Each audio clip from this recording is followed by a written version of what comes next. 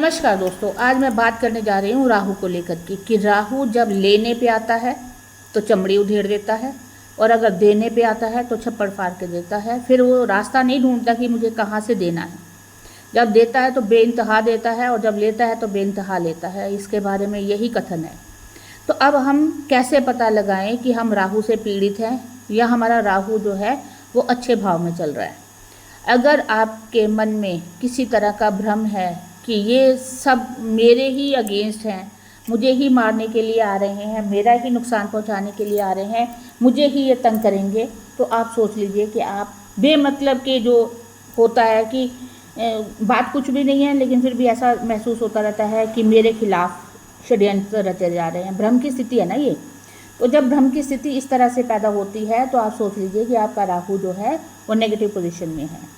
अगर आपका बेडरूम बहुत गंदा है, आपके बेड की चादर जो है वो साफ़ सुथरी नहीं है, सिलवटों से भरी पड़ी है, तो आप सोच लीजिए कि आपका जो राहु है वो नेगेटिव है। अगर आपका टॉयलेट ठीक नहीं है, टॉयलेट में गंदगी है, टॉयलेट साफ़ नहीं है, तो आप सोच लीजिए कि आपका राहु जो है वो गलत पोजीशन में है। अगर आपके दिमाग में आलस भरा पड़ा है, कोई काम करने को मन ही नहीं करता, ऐसा लगता है कि कुछ भी नहीं करूं, सोया रहूं सोया रहूं सोया रहूं, तो बेड से उठने का मन नहीं करे, तो मान लीजिए कि आपका राहु जो है वो ठीक नहीं है। आपको नींद ही नहीं आती, या तो नींद आती ही नहीं और जब आती है तो बिस्तर से उठने को मन नहीं है, तो आपका राहु खराब है। आपको फ़ोन की एडिक्शन है तो आपका राहु खराब है। आपको झूठ बोलने की आदत है, बात बात पे आप झूठ बोलते हैं, बात बात पे आप झूठ बोलते हैं, तो आपका राहु जो है वो खराब है।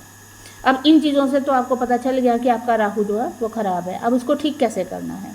ठीक करने के बहुत सिंपल से उपाय हैं कि आप पेंसिल का जो लेड आता है उसको ले लीजिए, उसके 3 हिस्से कीजिए और उसको किसी वीरान जगह पे जा कर के दबा के आ जाइए और पीछे मुड़ के मत देखिए और अपनी नेगेटिविटी को वहीं छोड़ के आइए कि जितने भी मेरे आलस, जितने भी मेरे झूठ बोलने की और जितना भी मुझे भ्रम करने की या शक करने की जो आदत है वो यहीं दबा करके जा रही हूँ, ऐसा बोल करके आप वापस आ जाइए और पीछे मुड़ के मत देखिएगा।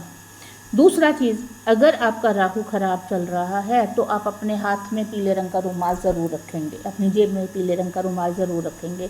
आपके कांटेक्ट में वो पीली चीज़ कोई ना कोई रहनी चाहिए, पीली शर्ट, पीला कोई बनियान पहन लीजिए, पीला कोई वस्त्र अपने हाथ में रख लीजिए। तो इस तरह से राहु की दिशा को आप ठीक कर सकते हैं, कंट्रोल कर सकते हैं। बाकी होता क्या है कि आपकी जो मानसिक स्थिति है ना, सबसे पहले आप अपने मन को अगर काबू में कर लेते हैं, मन को ठीक कर लेते हैं, अपने सोचने समझने की शक्ति को बढ़ाने लगते हैं, तो आपका राहु ऑटोमेटिकली ठीक हो जाता है।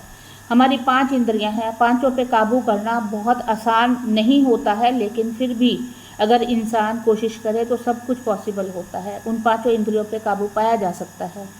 तो आप अपने एक एक करके कीजिए, एक एक करके आप अपना इलाज कीजिए, तो आपका इलाज आपके पास खुद ही होगा।